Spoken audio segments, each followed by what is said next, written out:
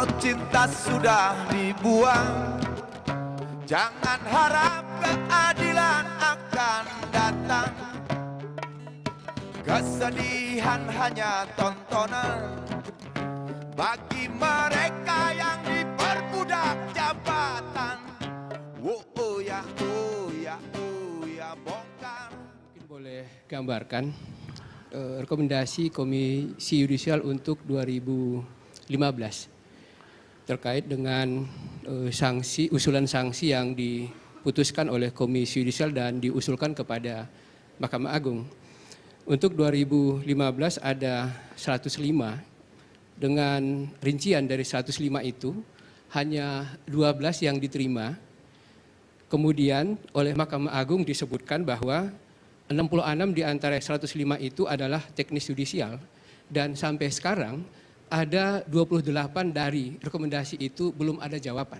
Rekomendasi untuk apa? Usul penjatuhan sanksi kepada dugaan adanya perilaku hakim yang melanggar kode etik. Jadi maksud Anda defense-nya Mahkamah Agung ya, terlalu... lebih kurang seperti itu. Dengan kata lain saya ingin katakan bahwa dengan kewenangan yang ada, bahwa pada saat ini Komisi Yudisial kewenangannya adalah menguasai perilaku hakim, ranahnya adalah hakim, terkait dengan rekomendasi-rekomendasi yang diajukan oleh Komisi Yudisial untuk 2015 sekadar contoh, dari 105 itu hanya 12 yang dianggap sebagai perilaku murni, yang sisanya 66 itu dianggap teknis yudisial, dan masih ada 28 yang belum ada jawaban. Ini menunjukkan bahwa ada ketidaksepahaman pemahaman Mahkamah Agung dengan Komisi Yudisial terkait dengan kewenangan yang dimiliki oleh Komisi Yudisial, khususnya terkait dengan penguasaan perilaku hakim. Apa saja yang Anda rasa ya kelemahan dari undang-undang tentang Komisi Yudisial ini sehingga nggak ada kuku yang lebih kuat untuk ke Mahkamah? Ada beberapa catatan Komisi Yudisial. Yang pertama terkait dengan penjatuhan sanksi. Kalau misalnya menganalogikan DKPP di bidang penyelenggaraan pemilu, putusan DKPP itu final dan mengikat. Sementara Komisi Yudisial ketika memutuskan suatu laporan, maka putusannya adalah sebatas mengusulkan penjatuhan sanksi. Nah, konsekuensinya adalah kasus yang saya sebutkan untuk 2015, itu yang pertama. Lalu kemudian yang kedua, undang-undang sebenarnya memberikan kewenangan kepada Komisi Yudisial untuk melakukan penyadapan dengan bantuan aparat penegak hukum yang lain. Persoalannya ketika itu digunakan pasal menyangkut penggunaan kewenangan penyadapan itu, maka kemudian yang terjadi adalah aparatur penegak hukum yang lain menolak dengan alasan bahwa ini menyangkut Komisi Yudisial adalah lembaga etik, lembaga penegak etik, tidak dimungkinkan untuk ikut-ikutan dalam tanda petik menyadap, karena kewenangan menyadap itu ada di lembaga hukum, pro justisia.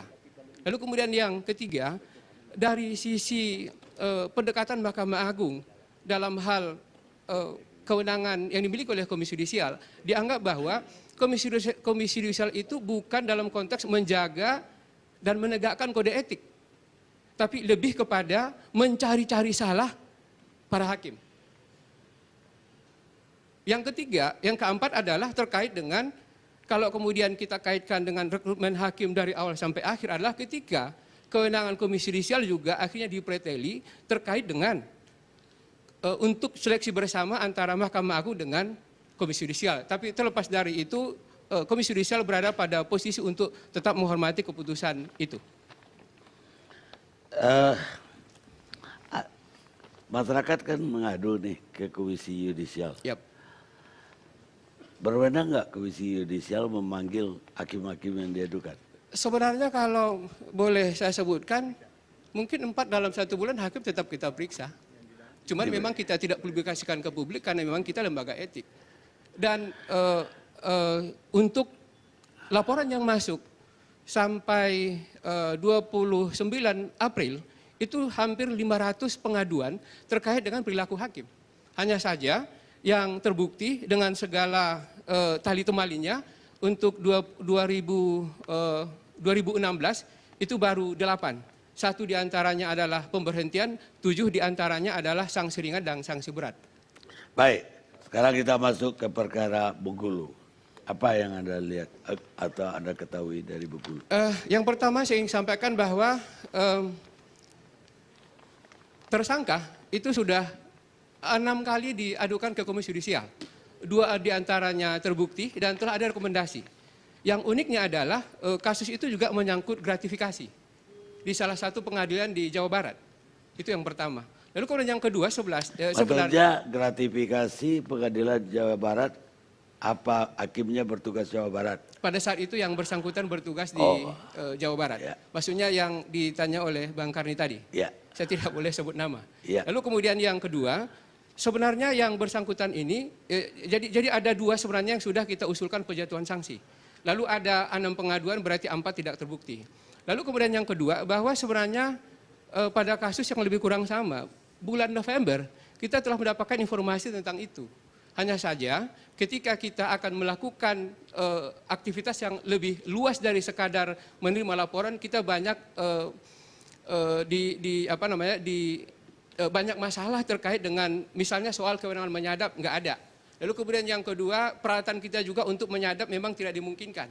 Lalu kemudian yang berikutnya pada proses selanjutnya, laporan-laporan yang masuk sebenarnya cukup banyak mengenai yang bersangkutan, hanya saja memang kita punya kelemahan di bidang ketika akan melakukan dalam tanda petik eksekusi terhadap yang bersangkutan.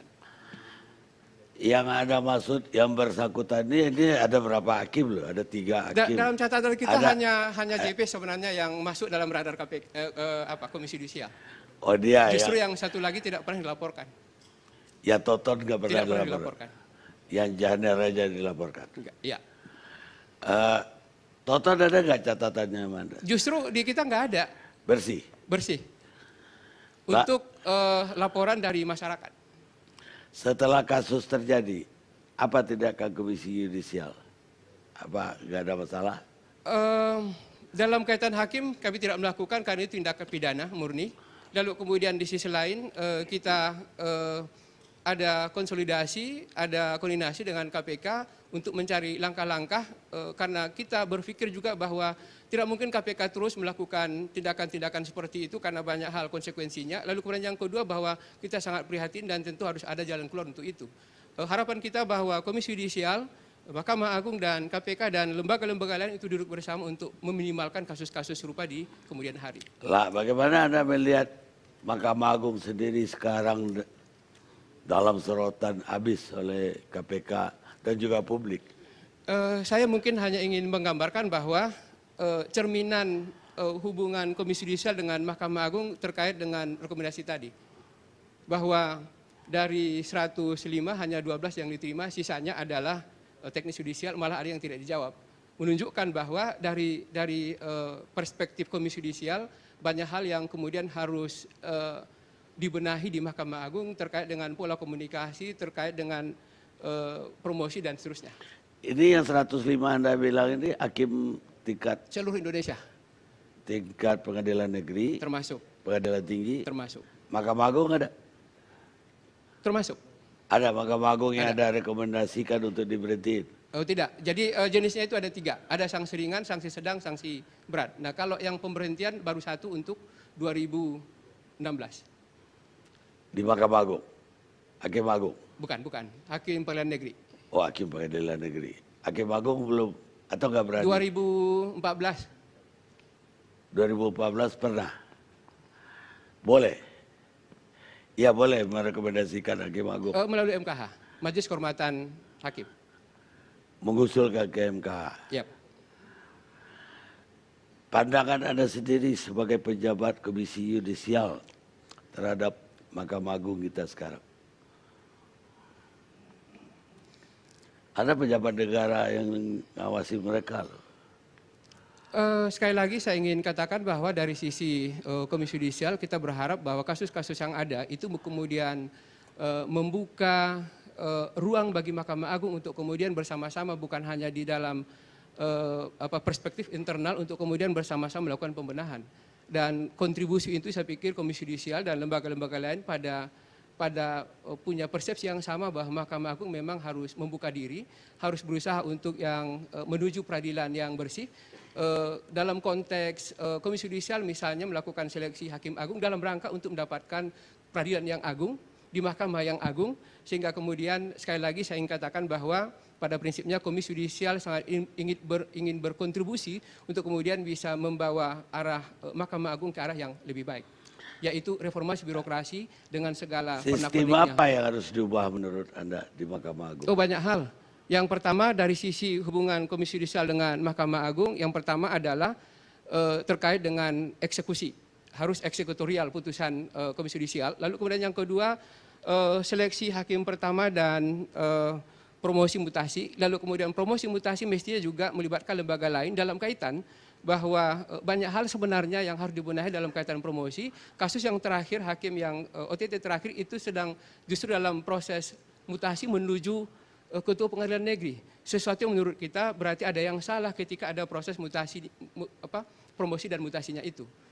Padahal kalau kita lebih jauh melihat ke dalam, untuk proses promosi dan mutasi itu diawali dengan adanya fit and proper test, lalu kemudian dibekali dengan surat keterangan bersih dari Badan Pengawas Mahkamah Agung. Nah ternyata ketika ada fit and proper test, ketika ada surat keterangan bersih dari Badan Pengawas, hasilnya adalah yang terakhir ini. Nggak ada nggak rekomendasi Komisi Yudisial memperbaiki sistem Mahkamah Agung? Ini kan sistemnya, birokrasinya terlalu rumit itu. Ada nggak? Udah sampai ke situ belum? Justru Komisi Yudisial akan dijadikan sebagai lembaga yang semakin dialergi oleh Mahkamah Agung kita masuk kepada. Saya ingin sampaikan bahwa kalau kita mendiskusikan soal fasilitas, mendiskusikan soal perbaikan manajemen, itu ruang untuk ke sana nyaris tertutup. Jadi akhirnya dalam beberapa hal kita terbelenggu oleh peraturan undang-undang yang menyatakan bahwa kita hanya sebatas melakukan pengawasan perilaku hakim. Di luar itu pintunya nyaris tertutup. Baik. Sekarang Alphonse. Gimana Anda melihat fenomena ini yang semakin memburuk?